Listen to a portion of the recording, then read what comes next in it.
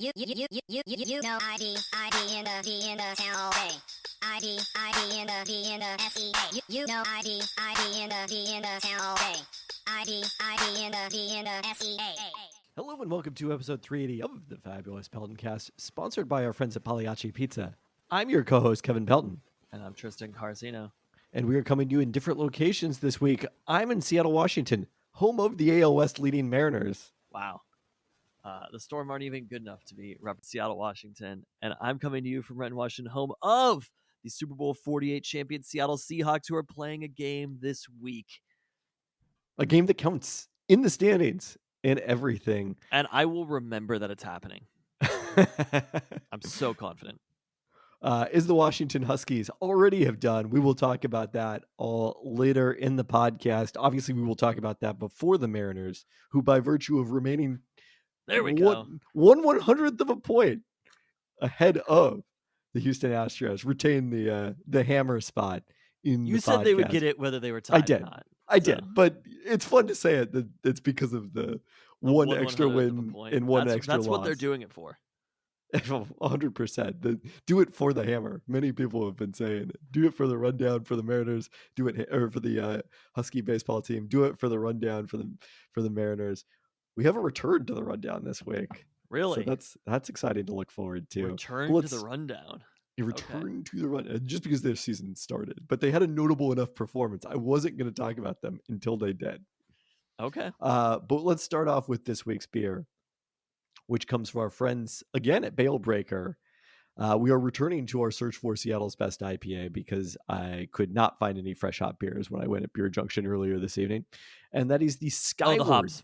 IPA. They're not that fresh. A mentor told us when we first started out here in the Pacific Northwest, the best beer is an IPA, so clear you can read a book through it. Here it is, Skyward IPA, a crisp West Coast IPA named for the direction our hops stretch as they grow on our 4th generation hop farm. Brewed with a simple malt bill and showcases a big hop aromas of grapefruit, pineapple, and classic West Coast dankness. So we'll see. I think this is going to be our last search for Seattle's best IPA for some period of time because the hops should be fresh at this point. Okay. I don't know why the hops weren't fresh this week. What happened to the hops? I don't think it's the hop. We're still too early for real fresh hop season. I don't know. I was at Beer Star earlier in the week and they said that they expected to get some cans later in the week, but they could have been referring to the 2 beers that we had last week on the pod. And then, they expected to get kegs this week of fresh hops. You walked into Beer Star and asked them about fresh hops? I didn't walk. Well, I ordered a different non-fresh hop beer. I just asked them to be sure that they didn't have any fresh hops that I was missing on the menu. Are the hops? Are they fresh? I asked if they had any from the fresh hop region of Washington, and they just looked at me blankly. Beers from the fresh hop region of Washington? All right, well, let me actually pour this so that we can get to this week's. I really would love for you to do that. If you actually said that to somebody at Beer Star, that would catch on. They would be like, somebody told us this crazy thing. They wanted beers from the fresh hop region of Washington. And somebody else would be like, oh, that's good. Oh, that's good stuff. Just like Don't Look Now has caught on. Don't Look Now. Only on our Twitter account. Well, Don't Look Now. But congrats to Julio Rodriguez, named AL Player of the Month for August, and Reliever of the Month, Andres Munoz. Right after the not a blown save, just a loss for Munoz.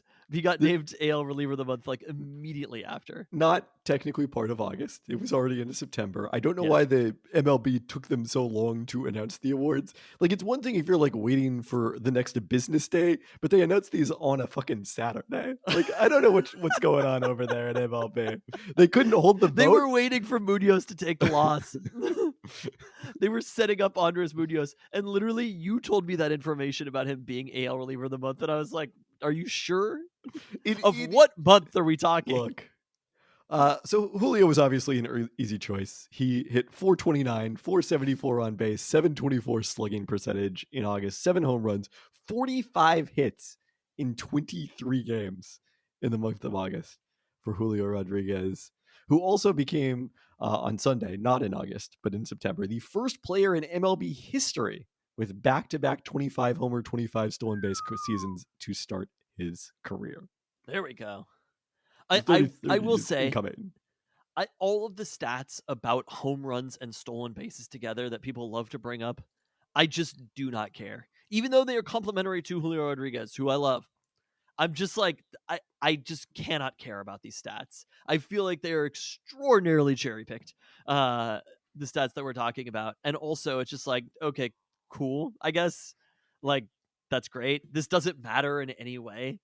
It's not even like it cherry picked. I don't know, and I don't know that it doesn't matter in any way. But why stolen bases are more important than, say, homers and walks? Exactly, that's what I'm saying. It's just like, and cool, great, but like the two AL player of the month that don't necessarily August. go together. I think that's why people like home runs and stolen bases. The reason that you do that is because you're trying to show that somebody is a complete player or whatever, speed plus power. But It's like, you know what, also just being powerful is great too.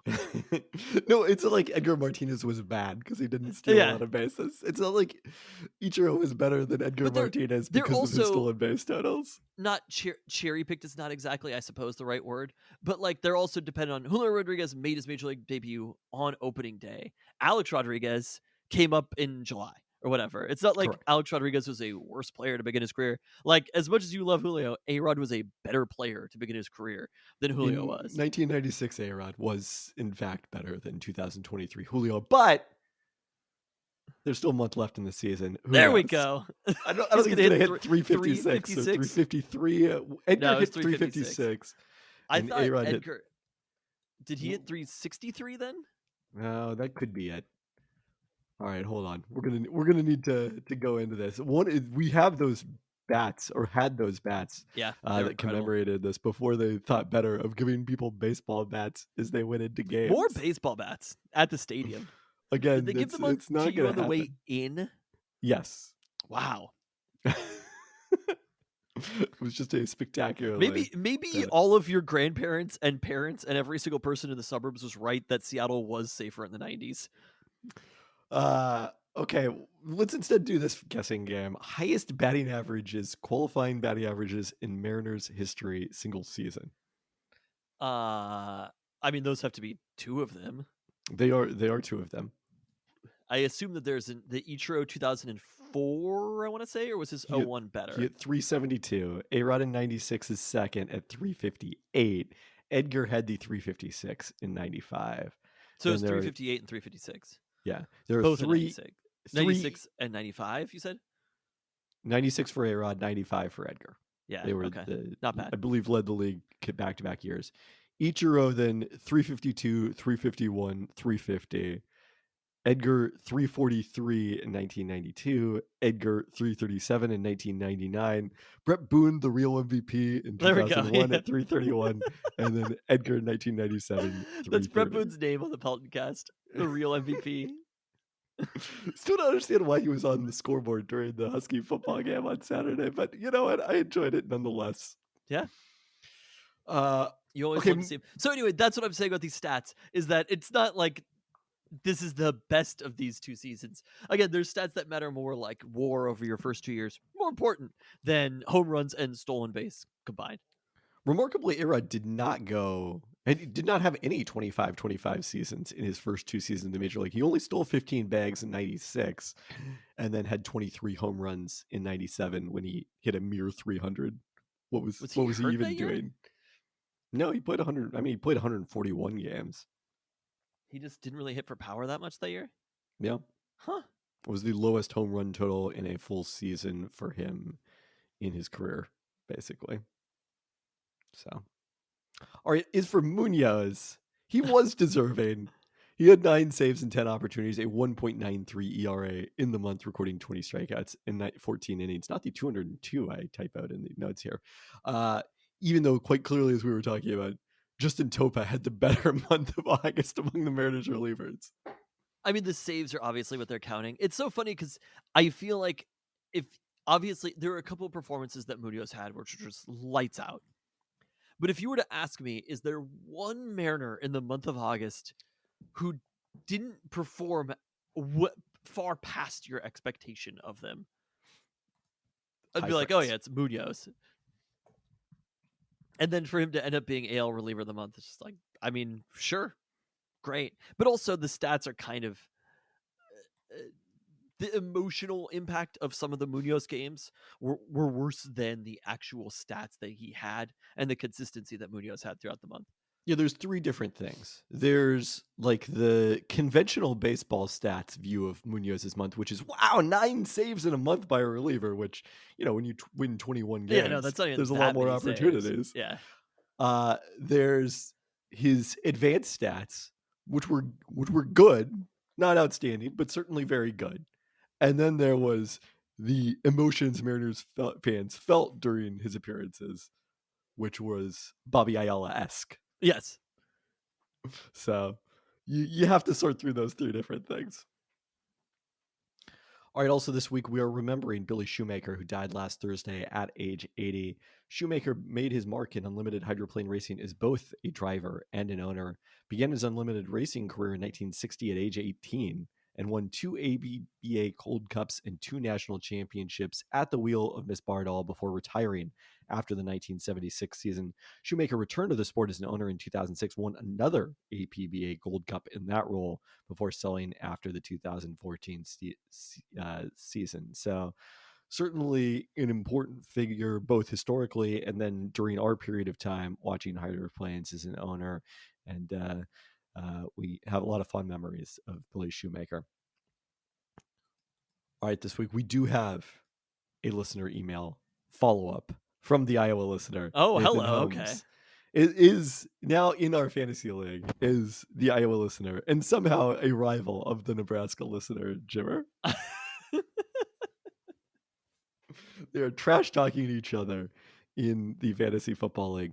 Just following up on how I found the podcast, I've been listening to the Dunked On podcast pretty much since the beginning, and the mock trade deadline and off seasons are some of my favorite episodes. I think Kevin might have plugged the show at some point, and I had it in my head as a great source for Seattle info. The Let's Remember Some Years pods were some of my favorite pieces of content during the early pandemic, and you all have me more invested in Seattle sports teams than almost any other teams. Hoping to get out to Seattle in the near future and drag my fiance to all of the restaurants mentioned on the pod. Also, one random aside, Ames, Iowa, home of Iowa State and where I Yes. work, used to have a Taco Time International, although I never went there. Well, good for you, Nathan, that you didn't go there. Yeah. Dunked On, huh? I'm a huge fan of the photo of Nate Duncan and, oh my God, what's the other person's name? Danny LaRue. Danny LaRue being photoshopped into different places of them passing the basketball between themselves. Of Damon photoshopping. Of Damon doing that. I am the a listener, David Agnes. huge fan of that. Whenever an important moment happens. What Who was came the to see us- who There's came the to see Charger us? man viewing them. Wait. Boltman? Boltman viewing them passing the ball reflectively. Damon came out to see us at the Husky tailgate on Saturday, sporting a Talkin' Taco Time t-shirt. And it was the one time you've ever been in public not wearing the Talkin' Taco Time t-shirt, which was good because that would have been awkward. Is that true? You think I've never been in public not wearing it? Am I known for that? I feel like I have to, every time I think about wearing that t-shirt and you're going to be around, I know now that I can't because you would be so horrified by it. If we were to both be wearing it at the same time. Yes. Okay. So, yeah.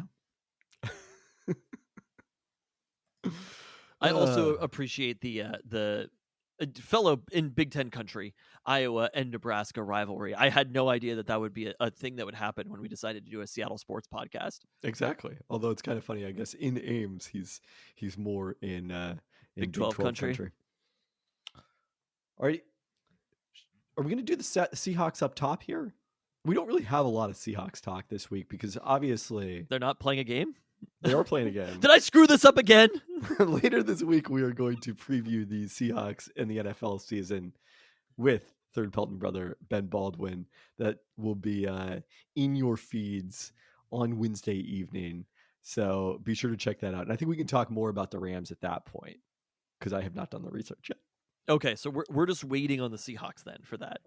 I mean, we'll talk quickly about the news on Monday from their return to practice after having the weekend off. Really edging people with the Seahawks information and preview. Yeah. Pete Carroll ruled Jamal Adams out for the season opener last week when he was on KJR FM. The Seahawks did get Devin Witherspoon back to practice on Monday, along with Darrell Taylor and Mike Morris. Unclear how much they did necessarily. That was more of a walkthrough. Typically during a game week, the Seahawks, wouldn't really do much on a Monday. Obviously, this is a little different because it's not the day after a game. But kind of an unorthodox schedule heading into week one. We do know the Seahawks will be without Derek Young for at least the 4 weeks after they placed the wide receiver on IR after he underwent hip surgery. They replaced him on the roster with offensive lineman Ben Brown, who had signed to the practice squad after being waived by the Bengals at the roster cut down. That gives the Seahawks 10 offensive linemen. Well, now you said you didn't have any notes for this coming weekend, but from the top of your mind, tell us a little bit about Ben Brown and his game. He spent all of last year on IR with the Bengals. I don't know. I glanced at Third Pelton brother Mike Sean Dugar posted his bio from Dane Brugler's The Beast from the 2022 draft, but I can't say I committed much of it to memory. I think John Schneider mentioned that he could play multiple offensive line positions, so that was a lot of the appeal, his versatility. There you go. You actually did have something to say about Ben Brown. Yeah. Do also have one thing to say on the Rams, which is that Cooper Kupp visited a specialist over the weekend in Minneapolis with the hamstring injury that has been slow to. Again, my notes were a little rough while I was watching the Florida State or the Clemson Duke game with you. Slow to heal, not slow to steal. He's not going for the 30-30 club. The NFL Network's Ian Rappaport mused that it, quote, seems unlikely he will play in week one. For Cooper Kupp. Interesting. Okay. I mean, this is a situation with Cooper Kupp where, again, when you get these kind of random injuries that pop up, injuries that happen sort of later in training camp, there's a little bit of mystery around them, especially with a star player. For me, that raises such a giant red flag of this could be something that's going to seriously affect Cooper Kupp for multiple weeks. Playing in week one is something that I think is almost out of the question. And I mean, this will definitely factor in when we're talking about our over-unders later in the week with Ben, because I do think you would look at the Rams as a team, basically any team that had been good, that had a bad season. In your head, you're immediately like, this is a team that's due for a bounce back, right? Let's just cite the Bill Barnwell column about 5 teams most likely to bounce Did he back. have the Rams as one of those teams? I don't think he did because of not the roster is so injury, drastically different than it was when they were good. We'll talk about this, but when we recorded and went back through over-unders at the end of the regular season, I think that was after. I think I had done as a bonus bold prediction the Rams winning the NFC West this year under that logic.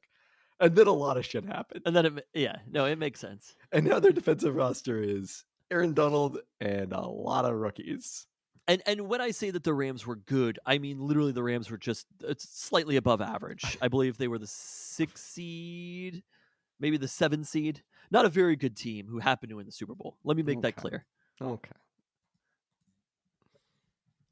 They were a good team. They were continually favored by Vegas. But the other thing that I think is funny is we sit here on the precipice of the NFL season. I know that we're going to preview the Rams game, but I was thinking about Devin Witherspoon, and there was a story about Jalen Carter this last week about like why the Eagles felt comfortable drafting Jalen Carter, and it really felt like the Eagles had been anointed because of this decision. It was like Jalen Carter, they did it, right? Steal the draft.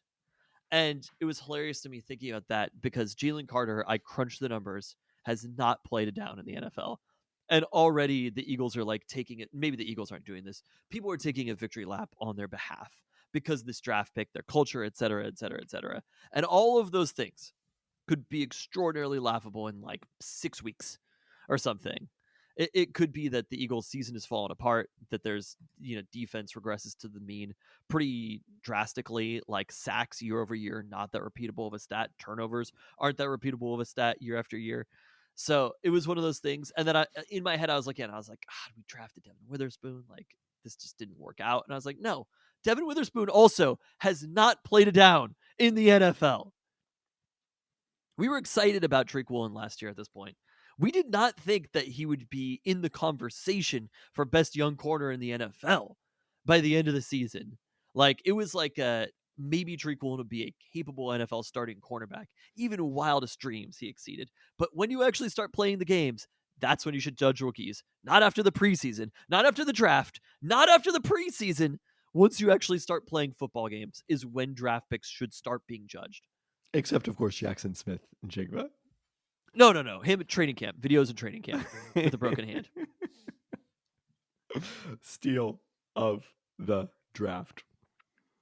And Jake Bobo, of course. Also, yes. Steal of the undraft. Anyway, that was just a thing that I was thinking about as we sit on the precipice of the NFL season. It is very exciting. Very excited to say the word precipice. It's very exciting to talk about rookies in the week before the season starts. And then once the games actually happen, the impact that rookies have, some will rise to the top and be very, very exciting players. There were quite a few last year, right? But some will perform above their ceiling. Yeah, above their career ceiling. I hope we have more of those types of players. But Jake Bobo may actually already have performed what above scouts thought his career ceiling was. That's the other thing is like this idea where they kept being like people who run what was it, like a 4.9 should be making plays like this in the NFL, and it's like, are we joking here? Like, do you actually think that 40 time and skill at a wide receiver are that correlated? Also, how many wide receivers well into their career are running the 40 again? You're literally just judging their time when they came out of college. There are successful receivers as they're older, and those 40 times get a lot slower over time. You know, it didn't occur to me. We forgot to mention off the top. It's the wide receiver episode of the Peltoncast. Numerous wide receiver episode, yes. Well, Steve Largent and Jerry Rice. I don't know who else are you counting here. Justin Robbins at UW. Yeah, Justin Robbins. I mean, first off, one is a number, so actually one is numerous, but I feel like it's got to be at least 3. People get so fucking caught up though in these like stats or whatever, like 40 times, and they're like, he could catch a pass and be slightly slower. These two things can happen at the same time. How many tight ends run a 4.9? You know what I mean? Like those dudes still catch passes. They just stand slightly closer to the line. They're also not, they're not getting open against the same level of defenders as in the preseason. I what agree. level of defenders are we talking about right now? I agree. We're talking about the Packers' third string? I mean, Jake Bobo, his 40 may not have actually been a very good measure of his speed. UCLA's pro day apparently took place during a downpour in LA. Winds. straight right into Jake Bobo's face. They couldn't have him run the 40 the other way. But it was a downpour. It was a rainy spring. Nobody talks about that. It was a rainy spring. I think you're underestimating like how far out of context that is relative to everyone else. I don't know. Let's see. 40 times for tight ends at NFL Draft Combine. I'm sure there were like some blocking tight ends who ran in the 4.99 range. You think Jake Bobo's slower than Will Dissly? There's no way in a foot race that Will Dissly beats Jake Bobo right now. I'm sorry. Again, I don't think so. I think that Will Dissly may have run faster than a 4.99. None of the tight ends who ran it at the Combine this year ran slower than that slow. The 4.87 was the slowest. So, I mean, 4.99 is like, it's not just slow. It's like 6 standard deviations for a fucking wide receiver. Dissly also ran a 4.87. Okay. But do you really think that 10th of a second is that big of a deal? No, I don't think it's... I mean, I do think you're underselling it a little bit because, like, there is success, there is value in relative athletic score. And, when Third Pelton brother Zach Whitman was doing his 3 Sigma athlete analysis, like, you can... And some positions more than others, but there is a baseline of importance of athleticism.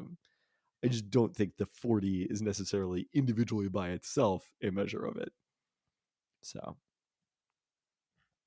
did relative athletic score have Jake Bobo? I guess is the next question I should be asking here. It projected him as like a long snapper. They were like slow for a kicker, but we'll see. All right, here. Bobo. Jake Bobo received a 2.61 athletic score.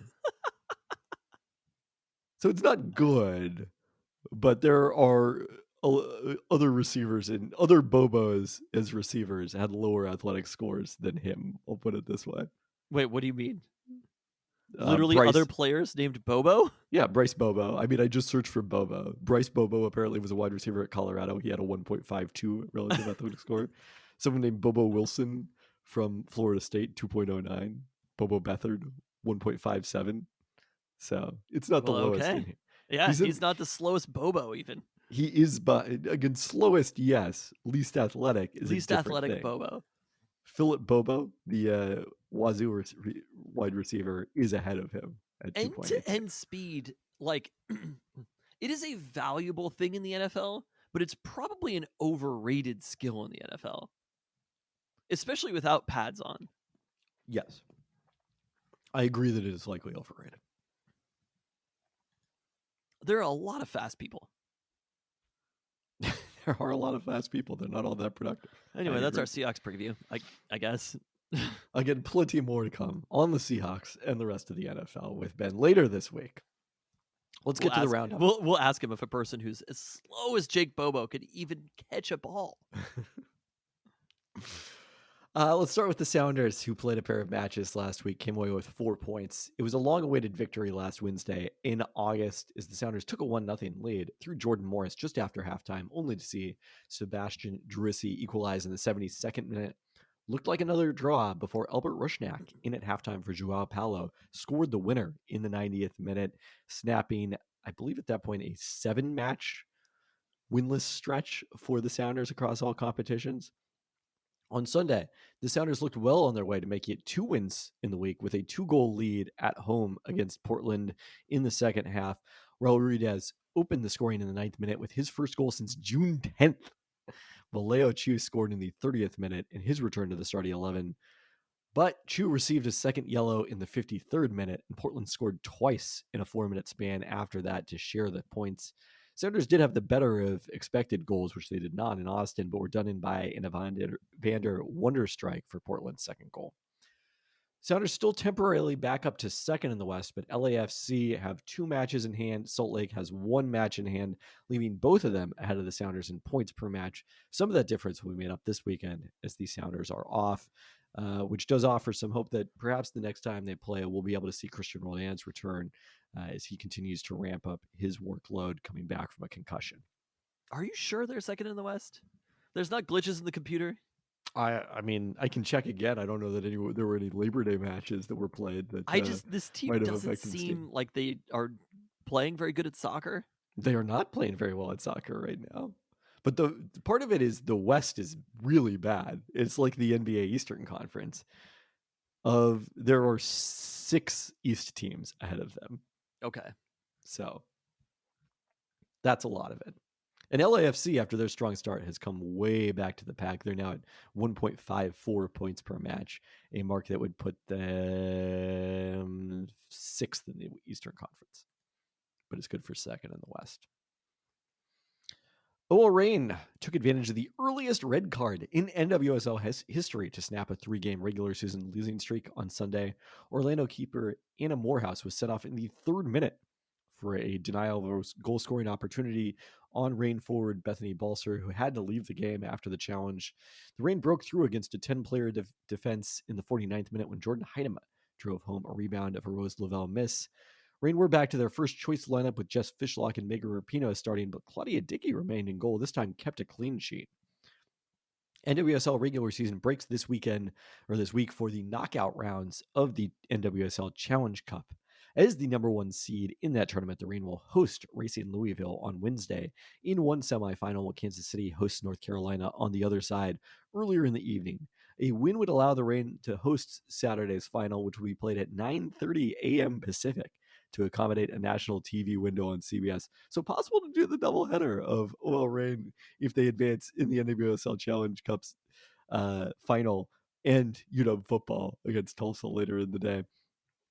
Rain and Louisville have drawn 2-2 in both of their regular season matchups, but Louisville is outside the playoff spots in 7th, albeit with an identical +4 goal differential to the Rain. U.S. women's national team midfielder Savannah DeMello had 3 goals in his mini Challenge Cup games to help lead Louisville to the semifinals.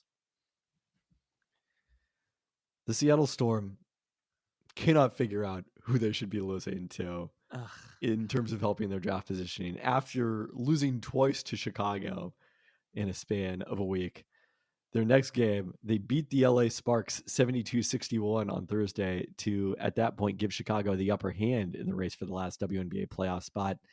But playing without injured star Nneka Ogwumike, the Sparks then beat the Washington Mystics on Sunday, while Chicago lost to New York, meaning LA will make the playoffs by winning out or finishing with an identical record over the final 3 games to the Sky.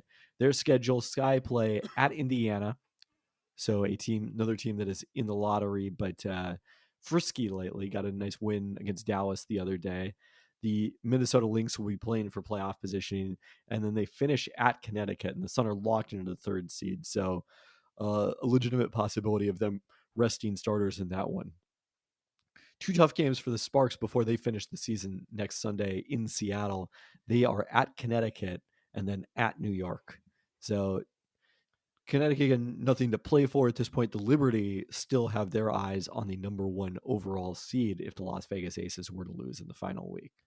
So really big, I think, for Indiana to beat Chicago on Tuesday to help out the Sparks' chances. They are currently favored in my projections, the Sparks, to get that 8th playoff seed, which is what the Storm wants from a lottery perspective. But that doesn't take into account the possibility of Connecticut resting their starters in the season finale. This is tense following these 2 other teams that are playing. For the Storm, the only game that really matters for them is that game against the Sparks. Yes, they have a little mini road trip here, which is kind of strange at this point of the season. Both them and LA are on the East Coast this week before they come back, or in the Eastern Conference at least, before they come back to finish against each other. Storm play at Atlanta on Wednesday, at Dallas on Friday, before returning home for that last home game. And for the Storm, these games are purely meaningless. Now, something else to watch, and where this may be meaningful, is Jewel Lloyd is eligible to sign a contract extension up until the last day of the regular season on Sunday. And the reason that she would sign a contract extension if she wanted to stay in Seattle is, number one, she would lock in Supermax money. He has the ability to lock in Supermax money. But number two, she could do that in free agency in 2024, January 2024, when that opens.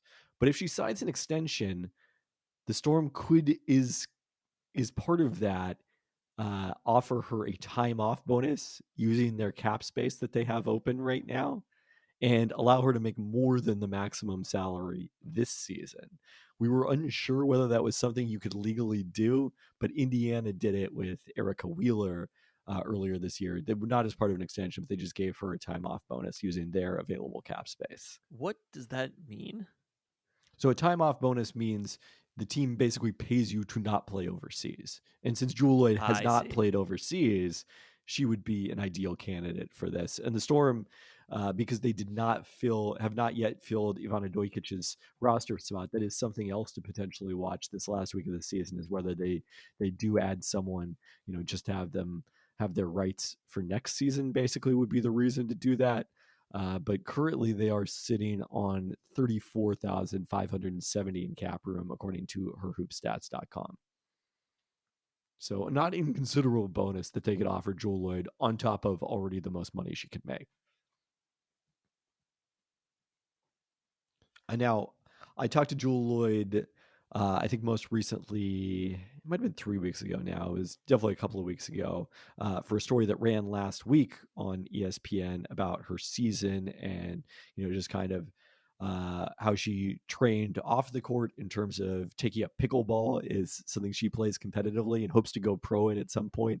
Has a chance to play in nationals this year. She qualified for pickleball nationals in a tournament last offseason. So she said she hopes to play in it depending on when the USA basketball team is practicing this offseason, if that conflicts. and then also working with a life coach, Sherry Riley, to kind of make sure her mental game is at the top of her game as well, and how that's kind of led to this season with her leading the league in scoring and All-Star MVP. So I asked her about the contract extension as part of that, and she said, I'm just staying in the present. That's not something I'm thinking about. What do you think the chances are that happens before the season is over? I would be surprised by it. I think she's probably going to take this to free agency. She Why? cannot, just to have that experience. The one time she extended her contract off her rookie deal, and then the last time she was in free agency, the Storm used the core designation on her. So she did still have the opportunity to talk with other teams, but it wasn't quite like the full recruiting process that she could get now because of the fact that they used that core designation and she signed a 2-year contract. She has reached the maximum number of core seasons. The Storm cannot use that core, very similar to the franchise tag, on her again. And it would be important. Obviously, she's a good player, but as far as like roster building long term, having a player like that helps you bring in other players. This is the situation where I do think it's important. If they lose Joel Lloyd this offseason and don't get Caitlin Clark this offseason, I understand there are other very good prospects in the draft, but still, and possibly not Caitlin Clark in the draft. Now, the one thing we've talked about Caitlin Clark possibly not be in the draft. Exactly. They would have a very good shot. If Jewel Lloyd leaves, Caitlin Clark stays at college, they would have a very good shot at the number 1 slot in the lottery the next year. It would seem that would likely be the direction that they would pursue. And yes, because, what's been working against them this year is the 2-year record where they have all the wins from last year when they were a championship contender. Well, those all get wiped off the board when you start looking at the 2025 draft, and they'd all of a sudden be, Phoenix may finish with a worse record than them, but Phoenix does not have their own draft pick in 2025, so no incentive for Phoenix to tank next season. There's some worst case scenario up there, though. Sure. Like if they finish with the third, I assume they're still a very good player at the third pick, but not somebody maybe generational like Caitlin Clark. Again, all of these players are players who are going to have the option to go back. So, you're looking at all of next year's potential prospects. It's Caitlin Clark, it's Paige Beckers, it's Angel Reese, it's Cameron Brink. I'm probably leaving out someone who deserves to be in that group as well. But all of those players will be 4th-year players with an additional COVID year of eligibility. They also might be, if Jewel Lloyd is gone, will we know that by the time they have to make a decision about whether to be in the draft or not? Yeah, they don't have to decide until after their season's end. So, I mean, you could look at it. Let's say the Storm end up with the 2nd, 3rd pick in the draft. You're one of those players. They may all go back. Somebody's going to go into the WNBA, but I don't think you're going to be too concerned about what the roster looks like in your first year. I think the situation you go into, in terms of ownership, practice facility, that sort of thing, Climate Pledge Arena, those elements are more important, I think, than what the roster looks like right now. But there are some bleak scenarios for the Storm where they have multiple rebuilding years. There are scenarios where next year they are not a likely playoff team as well. They need to take this opportunity that they have right now, post Sue Bird, post Breanna Stewart, and end up with probably a couple generational level players or superstar caliber players. Now, the one thing to note is compared to when they were doing this with Stewie and Joel Lloyd and having the number 1 pick in back-to-back years. Obviously, you had Sue Bird on the roster, but you didn't have another young player. Alicia Clark was an excellent role player, but Ezzie Megbegor is kind of a more important long-term piece than anyone who was on the Storm at that point, other than Sue Bird. They also kind of just got lucky in those years, right? To get the number 1 pick both years? Yeah. They had and Joel didn't have to come out. She could have not come out that year. But Stewie was already on the team. And Sue Bird was already on the team, right? Or was Jewel first? Jewel was the year before Stewie. So she would have been in the Stewie draft if she had played all 4 years at Notre Dame. It's still Sue Bird is a more important player to play with than anybody on the current Storm roster. Sue Bird had won championships at that point. Yeah. We'll see.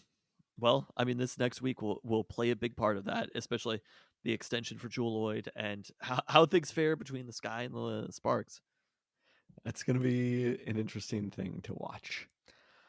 All right, returning to the rundown. UW men's soccer. There it is. In a battle of top 10 teams, the Huskies took Wow. down number 3 Indiana, their Big Ten Hello. rival, 1-0 Friday in Bloomington. It was the first ranked non-conference opponent UW men's soccer has beaten in the regular season since another Big Ten foe, Michigan State, in 2019. The lone goal came from freshman Charlie Kwisikoff in the 77th minute as goalkeeper Sam Fowler recorded 6 saves in his 27th career clean sheet. So a very impressive performance by UW men's soccer here. They played another future Big Ten rival on Monday, Ohio State, and drew 1-1. Okay. Not as wow. result. Look at all these Big Ten opponents right off the bat. The Big Ten is ours. Got the equalizer soccer in that specifically. one. Got the we'll see about Michigan State in a few weeks here. Got the equalizer in that one in the 85th minute from Manny Diop. So Huskies go on the road, take on 2 Big Ten opponents, one of them the number 3 team in the country, and get do not lose and get 4 points from the 2 matches. Huskies now 2-1-1 in non-conference play. That loss coming at home to San Diego a week ago Sunday. They'll host Cal State Fullerton on Sunday, the upcoming Sunday, before beginning Pac-12 play at Stanford and at Cal the following weekend. There we go. Not in the Big Ten, so it doesn't count. I went to the future Big Ten soccer competitor store and asked about you, Indiana, and they've never heard of you there. Wow. Not the line from that usually gets cited. All right, let's turn our attention to UW football, which, as we talked about, opened the season in dominant fashion with a 56-19 win Saturday against Boise State. It wasn't necessarily dominant the whole time. There was a little nervousness in the top row in section, 136? Yeah. Top row of session 136 was, and everywhere else in the stadium except for the pockets of Boise State fans who were a little nervous for about 2 drives. Actually, it was the student section. One full quarter. There was not a lot of nervousness in the student section because there were no students there. God, you'd love to complain about this. There were students. It was fine. It's not it their was a fault. fine turnout. Okay. School isn't in session at UW. In the South, it is. It's a different thing. There's so many students who are not on campus right now. Any student that doesn't live in Washington State, they're probably not going to be at the Boise State game. I agree with that, yeah. But so as you've talked about, it's a larger trend because, school wasn't in session in the 1990s in September either. And I'm pretty sure there were a lot more students there because of the fact that the campus was primarily made up of students from the state of Washington, which seems like the idea of a state university to me. But, I have no idea what trends of university admissions have looked like. We talked about it on the pod last year. We looked it up. Okay, we did. And versus in-state versus out of state. Yeah. For students, and it's way drastically higher now. Well, it's not drastically higher, but it's substantially higher. But the accessibility of the university itself, like for my children, I'm like, do you want to go to UW? And they're like, yeah. And I'm like, I hope you get in, motherfucker. It ain't that easy. Like UW is not that easy of an institution to get into. I mean, I was thinking about this, and I think the sort of like real human being on the ground football fan support has way swayed to wazoo because people are much more likely to get in there, right? Like if you're a kid who's coming out of high school and you would want to go to a state college in Washington, the chances of you getting into UW are not that high anymore, whereas wazoo, they are higher. And I do think that the like actual fan support on a larger scale, like UW is a much bigger institution. There are more UW fans, but I do think that the generation of fans is like, we're fucking ancient at this point, University of Washington fans. Yeah. So yeah. It's a strange thing. I think, I don't know, there has kind of been about a decade of success and it hasn't really changed anything. It's not like you look around and the fan base is that much younger. In the East End zone, it is. Right, yeah, I was going to say our section tends to see a lot of, I think, recent alumni. But beyond that, it's still just, and maybe this is all of college football, But I like, don't think it's all of college football. I think it's college football on the West Coast. why is that?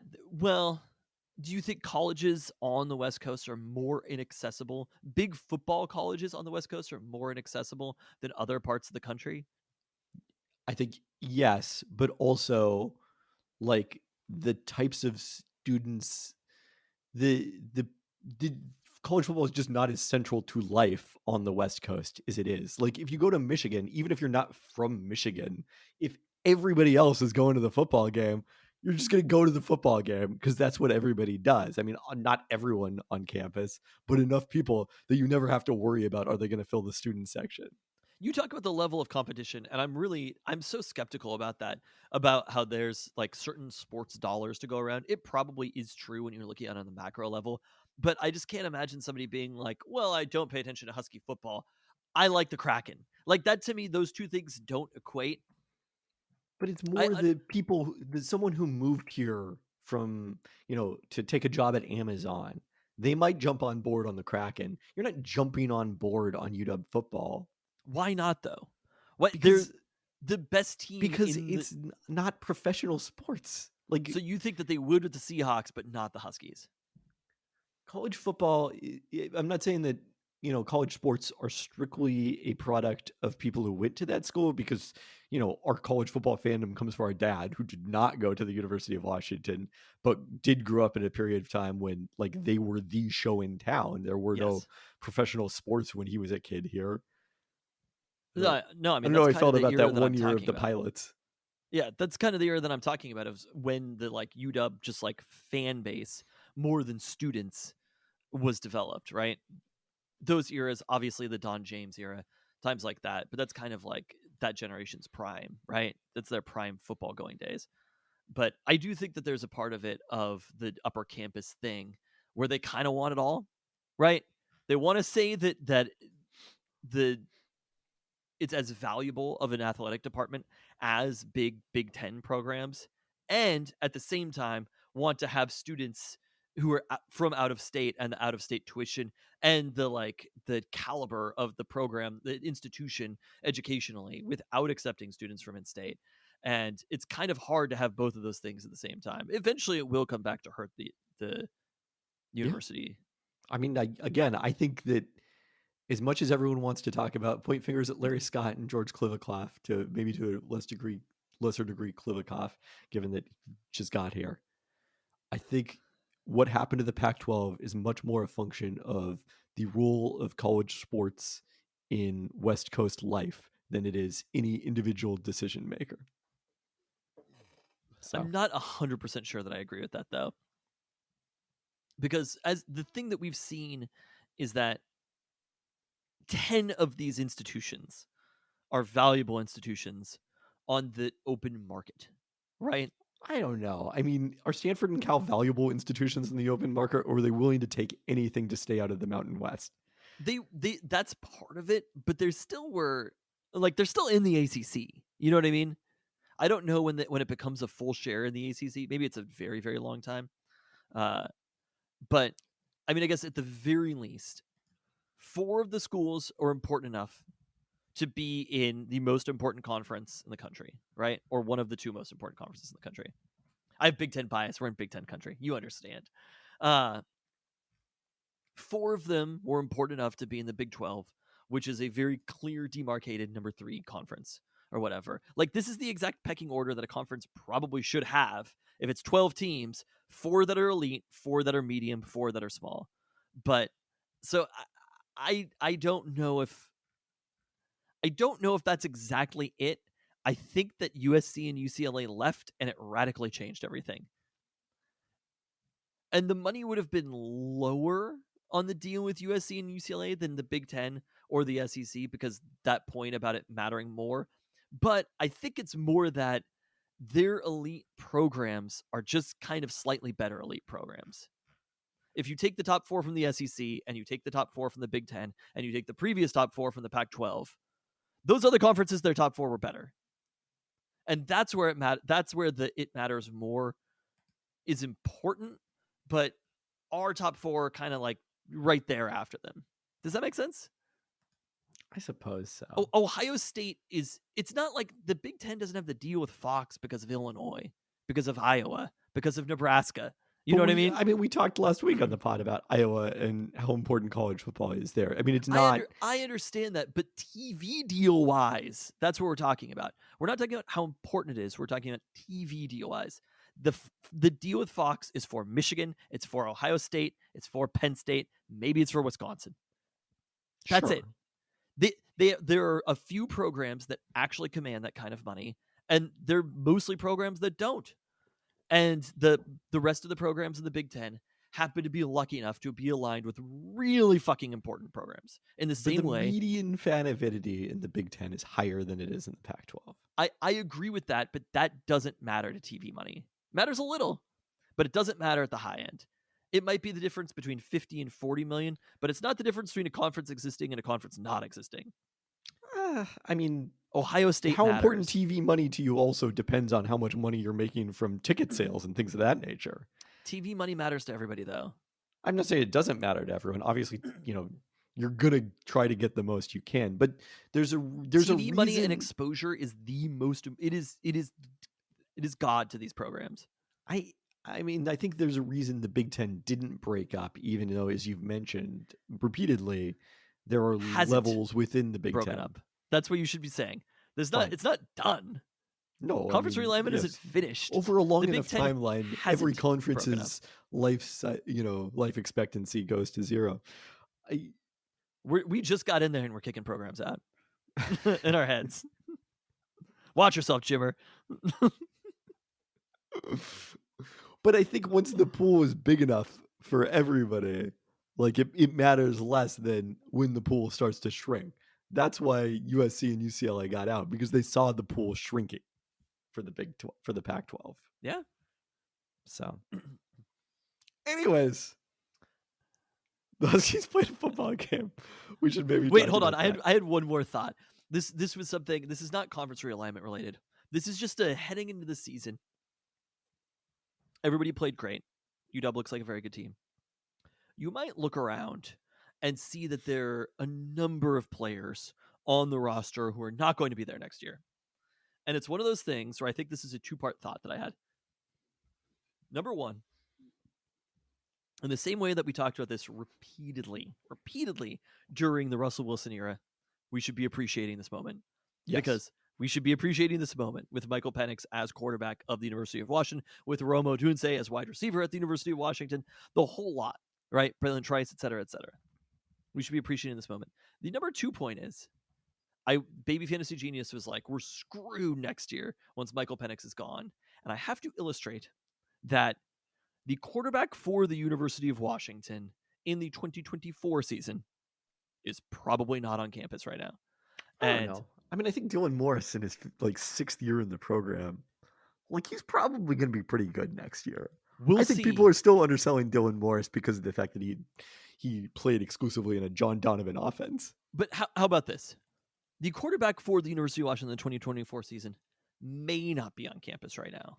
There are quarterbacks who are going to be in the transfer portal, who are going to be literally this season top 10 quarterbacks around the country. That's just how it works. They're very, very, very good quarterbacks who transfer every single year, or highly touted quarterbacks who just hadn't been given an opportunity, but we know that they're still good, who transfer every single year.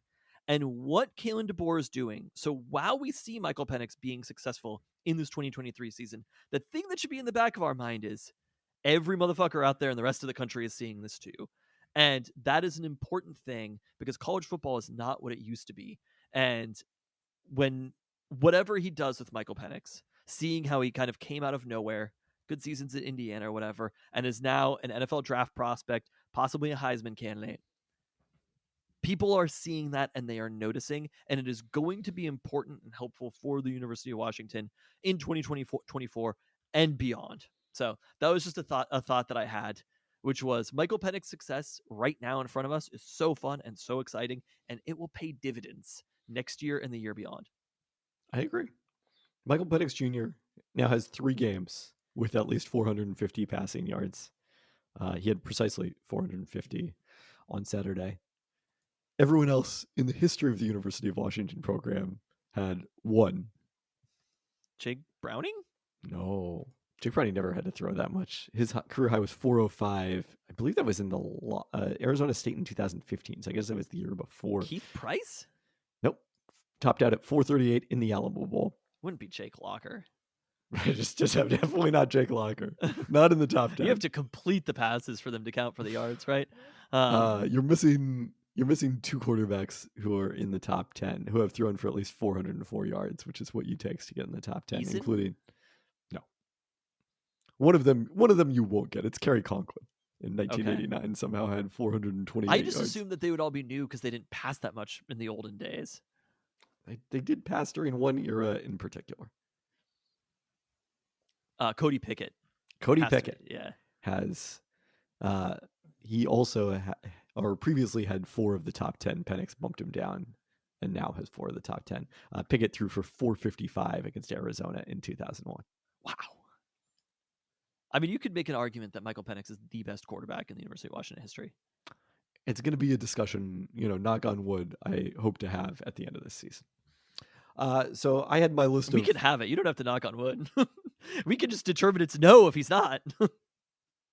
Well, I'm just saying, hopefully he's has a full season to continue adding to his career stats. It's a discussion that you hope to have, and you hope to think that Michael Penix is the best quarterback in University of Washington history. Correct. That's the knock on wood piece. Yes. So the dominant deep passing, obviously number 1 on this list. Penix's 11 completions of 20-plus yards on Saturday are tied for the most in FBS with Caleb Williams, who has 2 games to accomplish that thus far. And way weaker competition. I mean, that's the important thing at this time of year is you look at some of the scores and you look at some of the, the point differentials that happened, right? Like Oregon dropped 81. I kept looking for something impressive in the Oregon, and obviously every Oregon stat was impressive, but there wasn't anything that really stood out to me considering they scored 81 points. It was kind of just like, yeah, they scored 81 points. Everybody did pretty good. But the level of competition is the most important piece to look at. This was a Boise State team that it was a 2-score spread, not a small spread. But we thought that was too high. I was talking about that with my editor on Friday, and we agreed that we thought somewhere in the 10.5 range was right. This is a team that last year was a pretty good college football team. They were 8-4, right? Like when we won talked their about conference. Is a good in the regular team. season, I should say. They did not win the. We talked about how they'd be like a middle of the road Pac-12 team. So if what the Huskies just did to a middle of the road Pac-12 team was beat them 56-19, that is a very, very, and didn't, I mean, they played a good game, but like there were things that they could have cleaned up. Yep.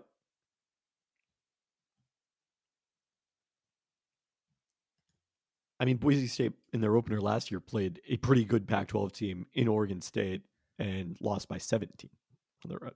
So, yeah. This is all very encouraging.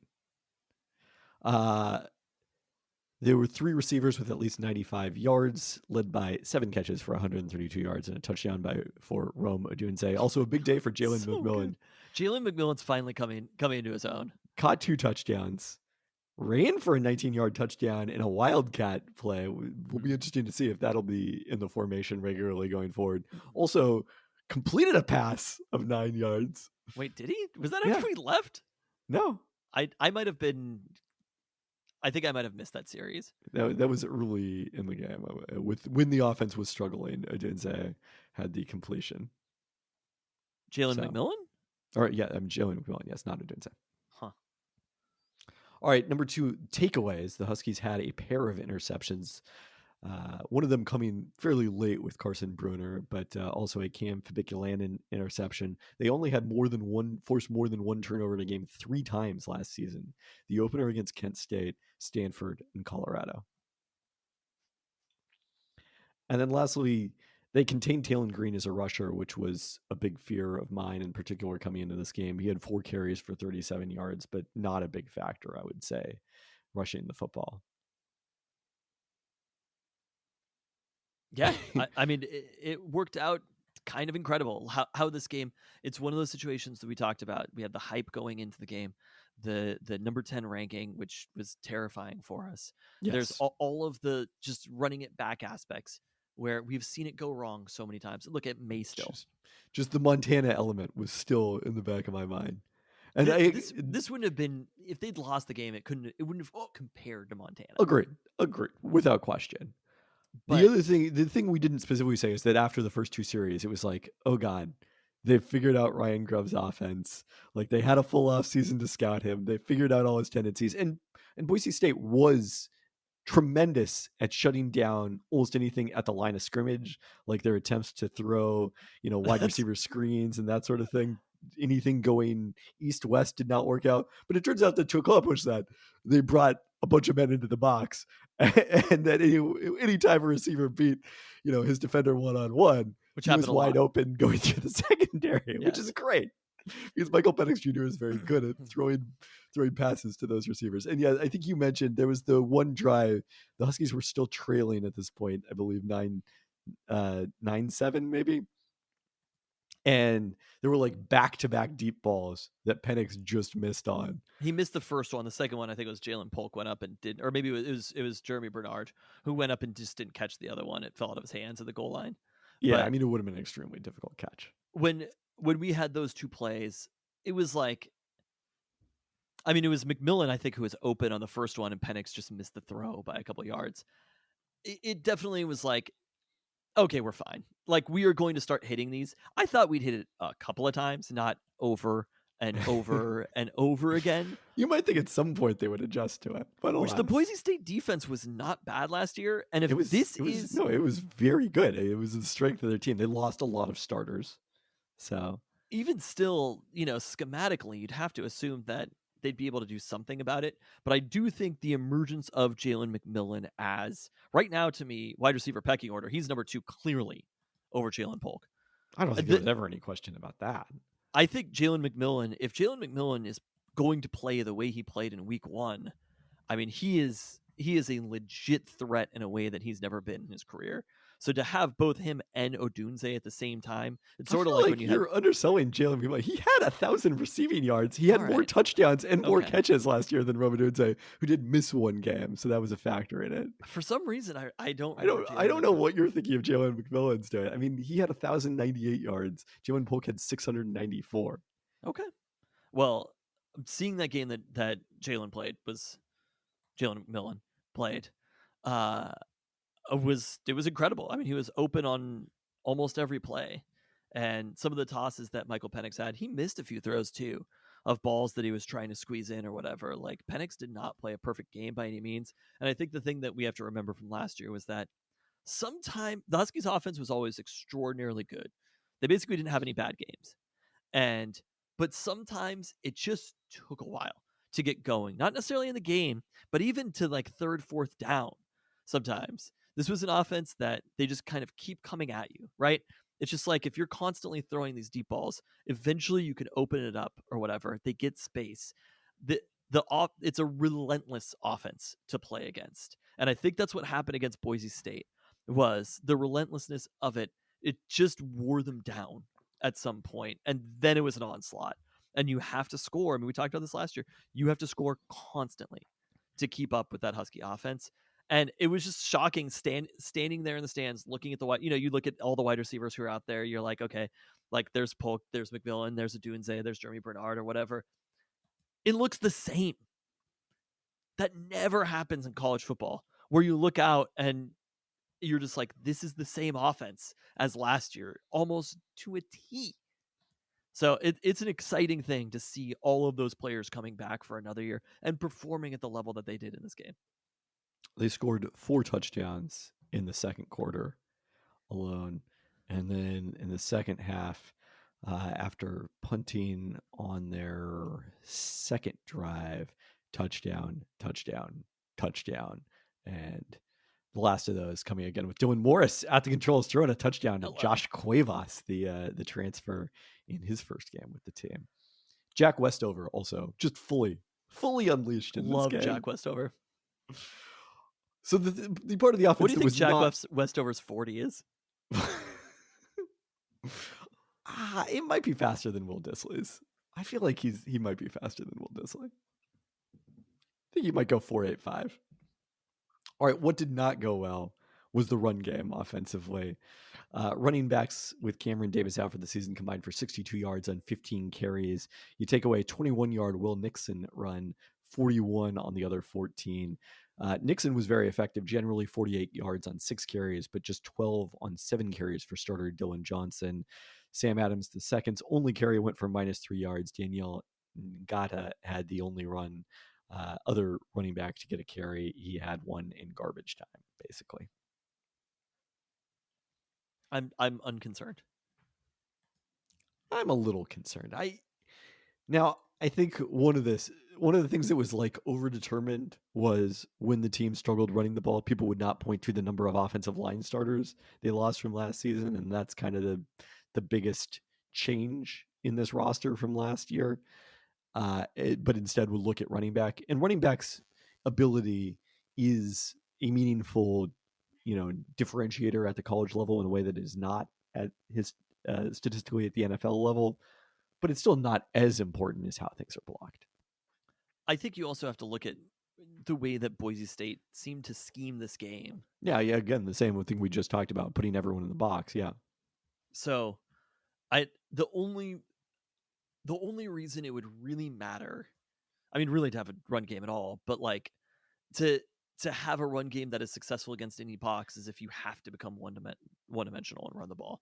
And I mean, it matters late in games when you're trying to run clock. I suppose so, but it's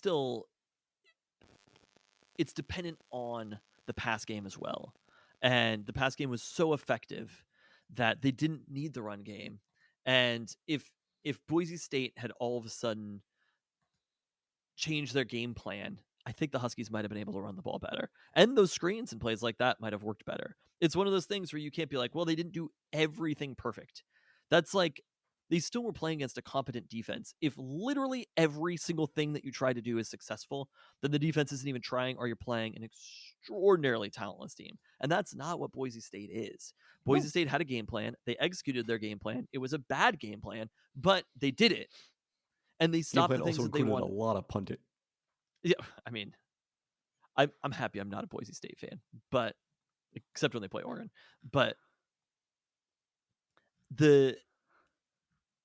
they executed the game plan that they wanted to execute.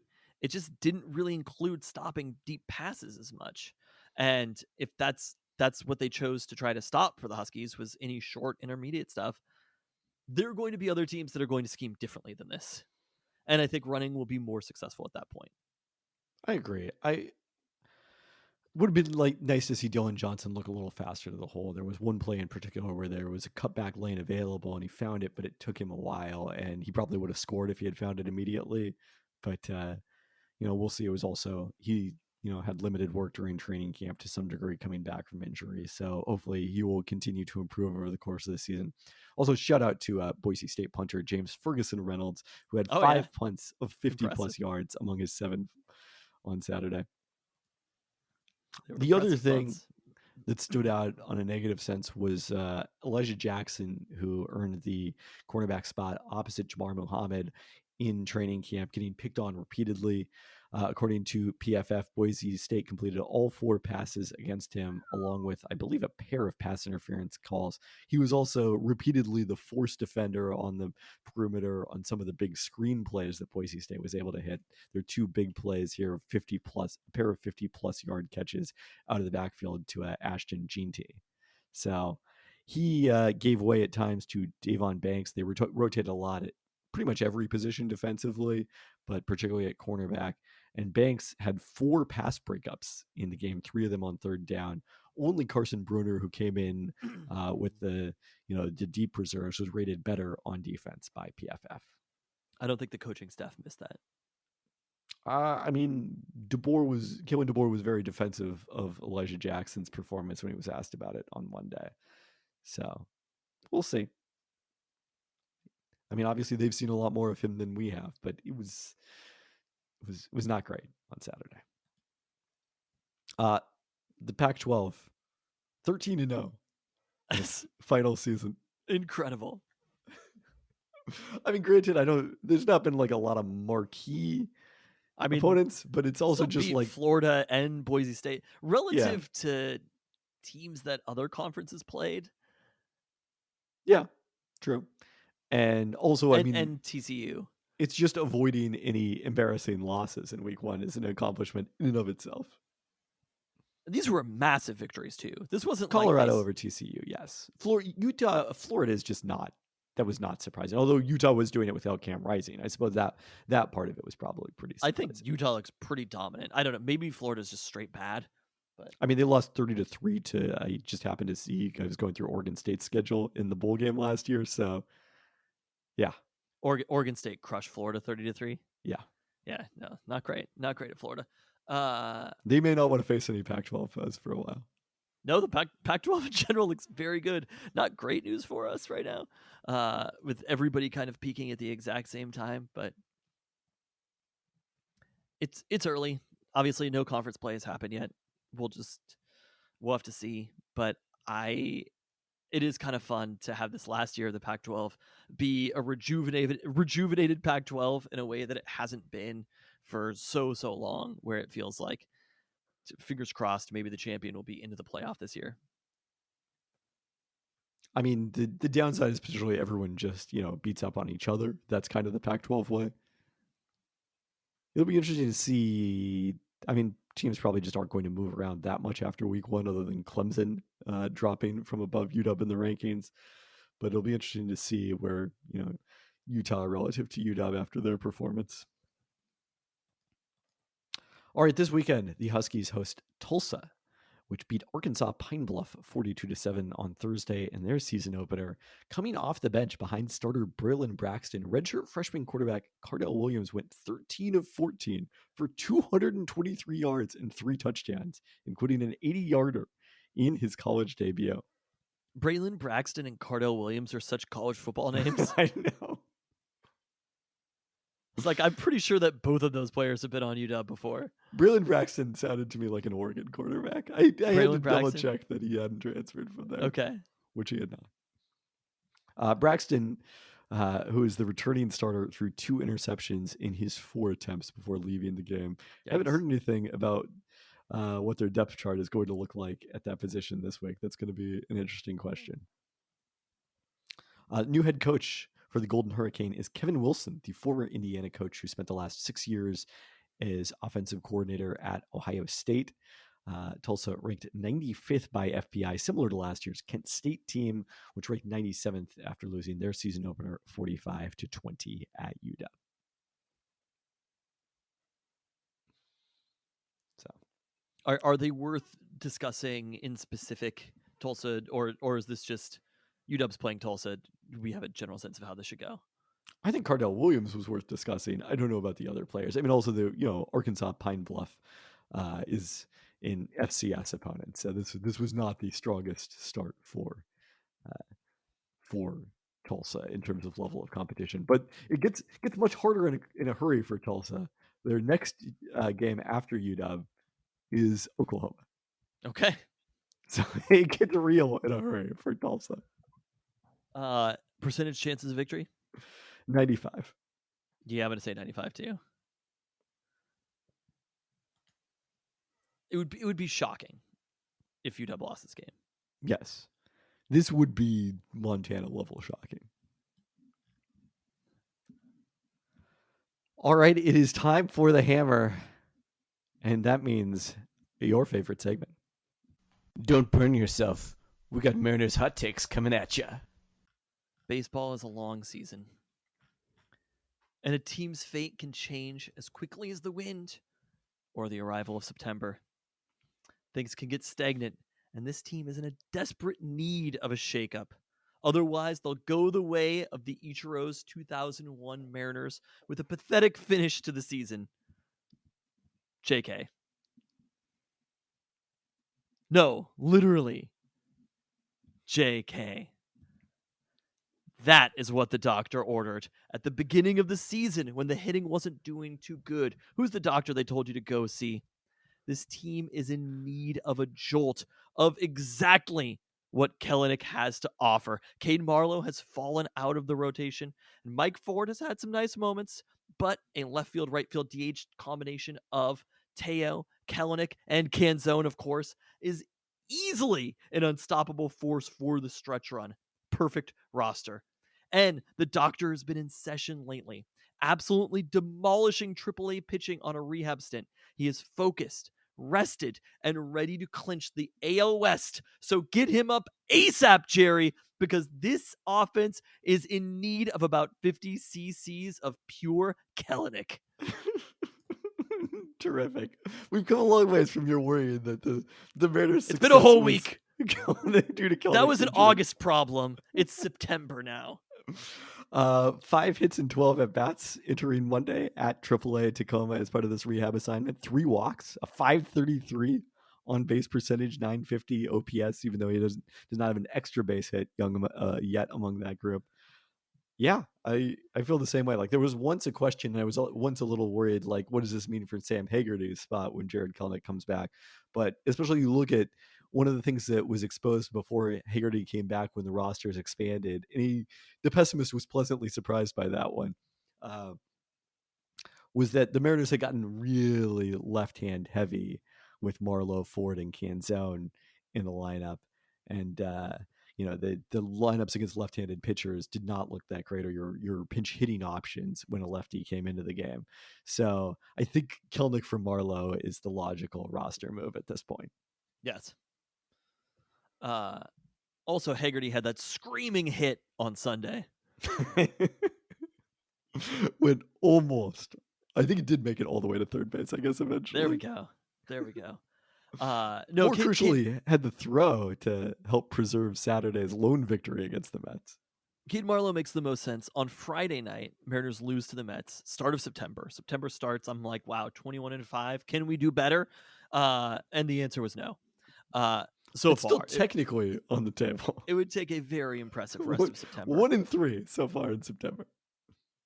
But they get to the top of the ninth. Mets score 1 run to go up in the bottom of the 8th or whatever. Get to Vogie, right? Coming back. Luca kept calling him Vogie Burgers, I think. Apparently that's a nickname of his. I don't really remember the era.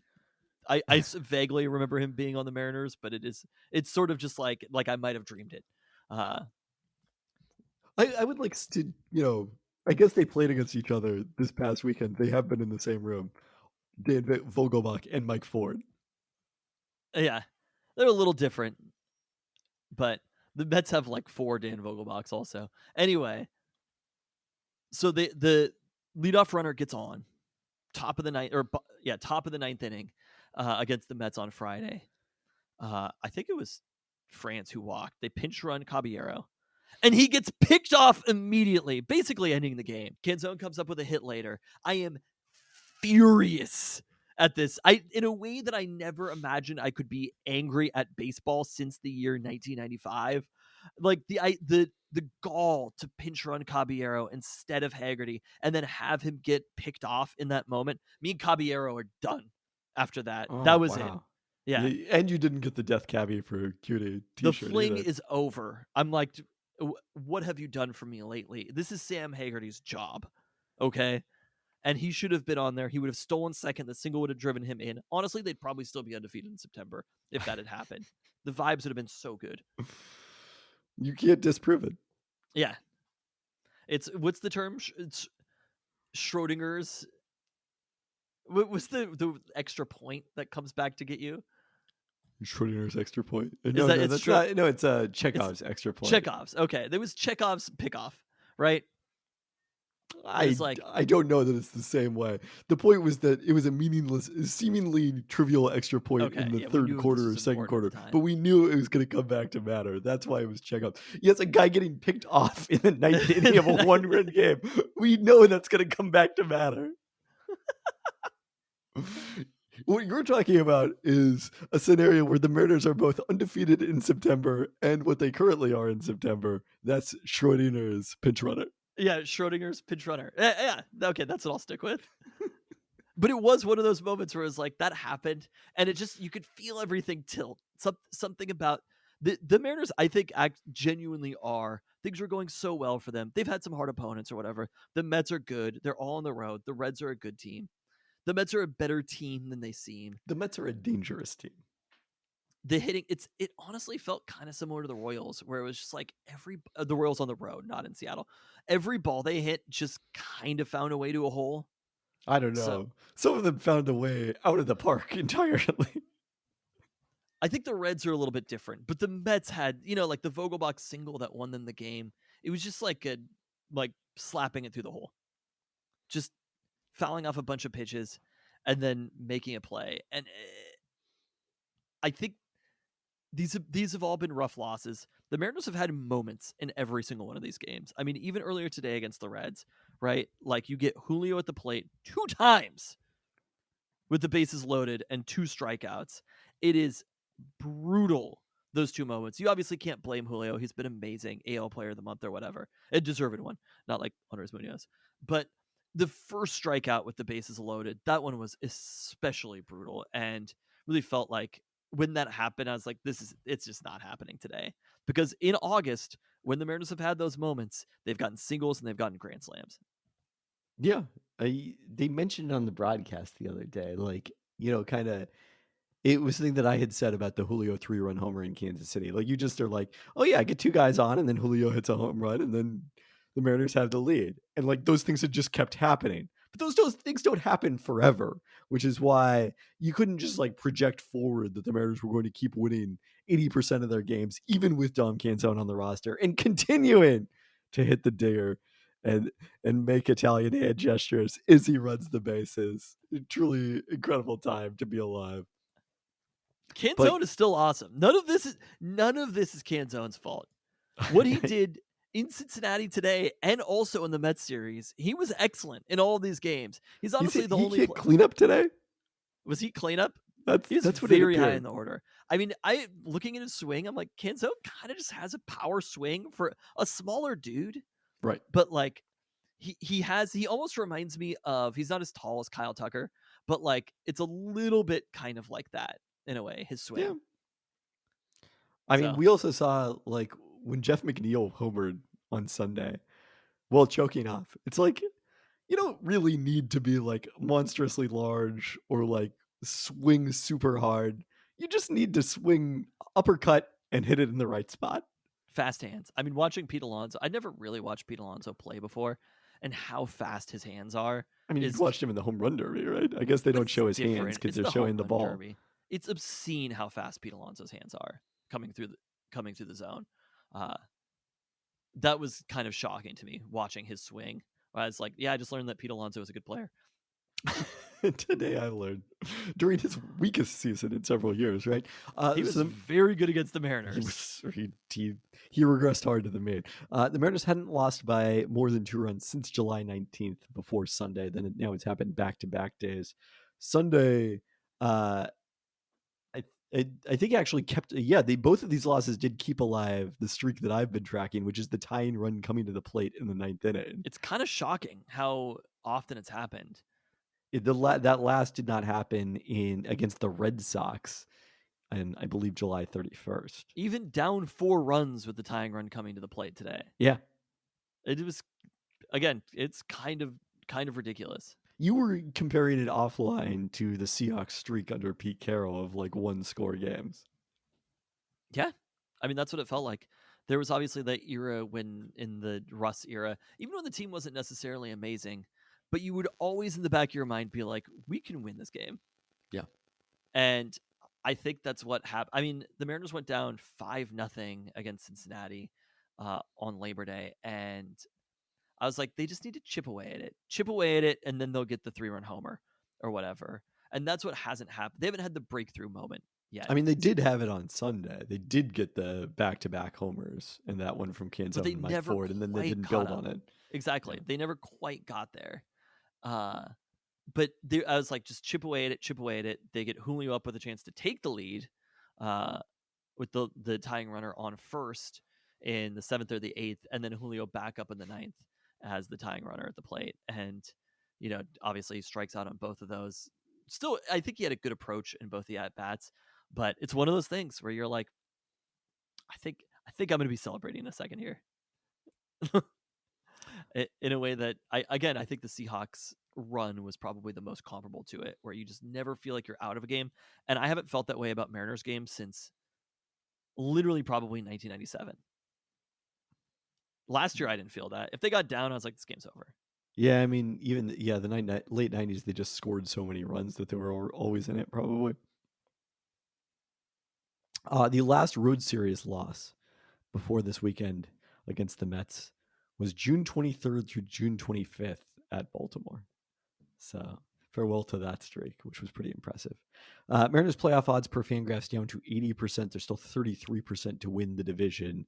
Yikes. Houston, just has kind of even the stronger across all the overall teams? projections. Or is Houston No, higher? Houston is the dominant favorite. Texas, by far the lowest odds. Is that schedule related? That must be schedule related at this point also. Yeah, Houston had remaining strength of schedule 488, Mariners 517, Texas 516. There you go.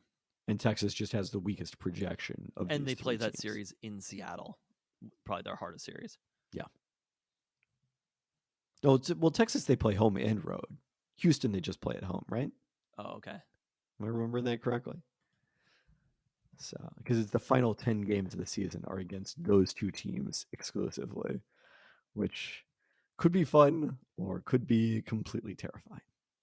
You just want it to be, you want to be in the position to be a game apart, tied. A game. I mean, you want to be a million games up, but like, yeah, I would prefer realistically, you just want to be right in the thick of it as those series happen. And it's going to be a wild ride. It is going to be a wild 10 days of baseball. I never thought I would be this excited about it. You never thought the Mariners would be closing the podcast. On Here they that are. note, Thanks for listening. thanks. Do you want to do one more reminder about the Ben podcast?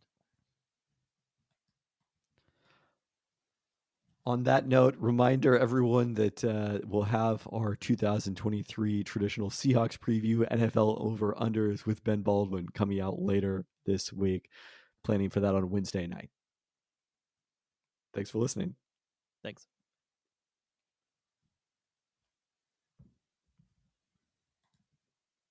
All right.